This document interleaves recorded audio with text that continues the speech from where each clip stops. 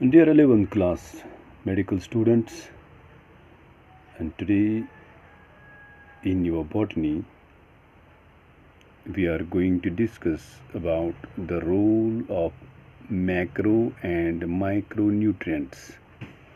And previously we have discussed about the macro and micronutrients, and you must be remembering that the macronutrients include carbon, hydrogen, oxygen, nitrogen, phosphorus, sulfur, potassium, calcium, and magnesium. And of these, carbon, hydrogen, and oxygen are mainly obtained from carbon dioxide and water, while the others are absorbed from the soil as mineral nutrients.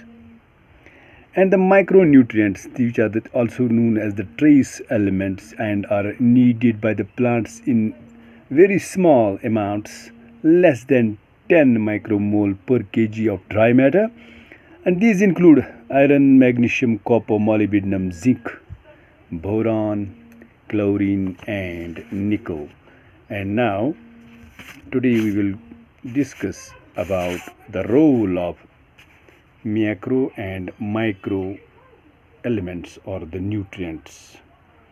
Essential elements perform several functions and they participate in various metabolic processes in the plant cells, such as permeability of the cell membrane, maintenance of osmotic concentration of cell wall or cell sap rather, electron transport system, electron transport system, which we are going to discuss in the forthcoming chapters, that is the respiration and the photosynthesis, that are going to be taken in detail. And there you will understand what does this electron transport system refer to, and the buffering action, enzymatic activity, and enzymes you have to study in detail also, and act as the major constituents of macromolecules and coenzymes, which are responsible for the different or essential functions of the plants. Various forms and functions of the essential nutrient elements are given, like first one we will take up the nitrogen, and this is the essential nutrient element required by the plants in greatest amount.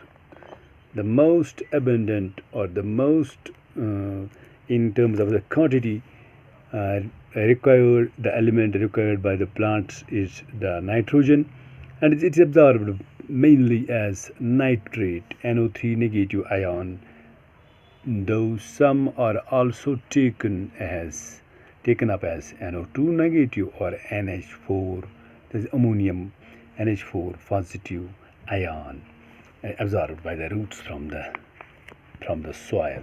Nitrogen is required by all plants, in fact all parts of the plant, particularly the meristematic tissues and the metabolically active cells. Nitrogen is one of the major constituents of proteins, nucleic acids, vitamins, and hormones, which perform the main functions in the living system of a plant. And then comes the phosphorus.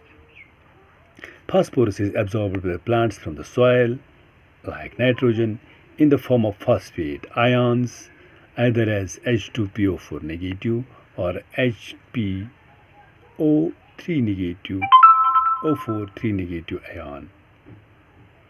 And phosphorus is a constituent of cell membranes, certain proteins and nucleic acids and nucleotides, and is required for all phosphorylation reactions that are coming in the forthcoming lectures of about respiration and photosynthesis.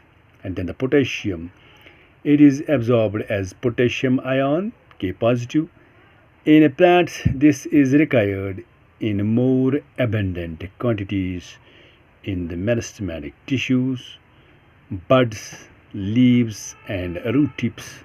Potassium helps to maintain an anion cation balance in the cells and is involved in protein synthesis, opening and closing of stomata, activation of enzymes, and in the maintenance of the turgidity of cells.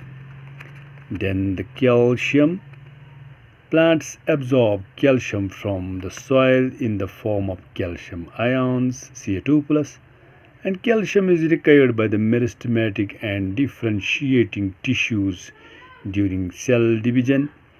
It is used in the synthesis of cell wall, particularly as calcium pectate in the middle lamella.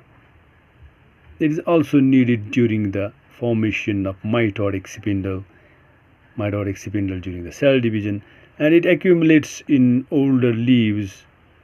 It is involved in the normal functioning of the cell membrane and to maintain its permeability, etc. It activates certain enzymes and plays an important role in regulating metabolic activities. And then the magnesium, one of the macronutrients, and plants absorb magnesium in the form of divalent magnesium, that's Mg2+. It activates the enzyme of respiration, photosynthesis, and or involved in the synthesis of DNA and RNA. Magnesium is a constituent of the ring structure of chlorophyll and helps to maintain the ribosome structure.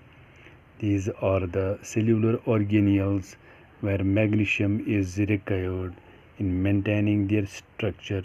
And then the sulfur. Plants obtain sulfur in the form of sulfate, SO3 negative, SO4 2 negative ion.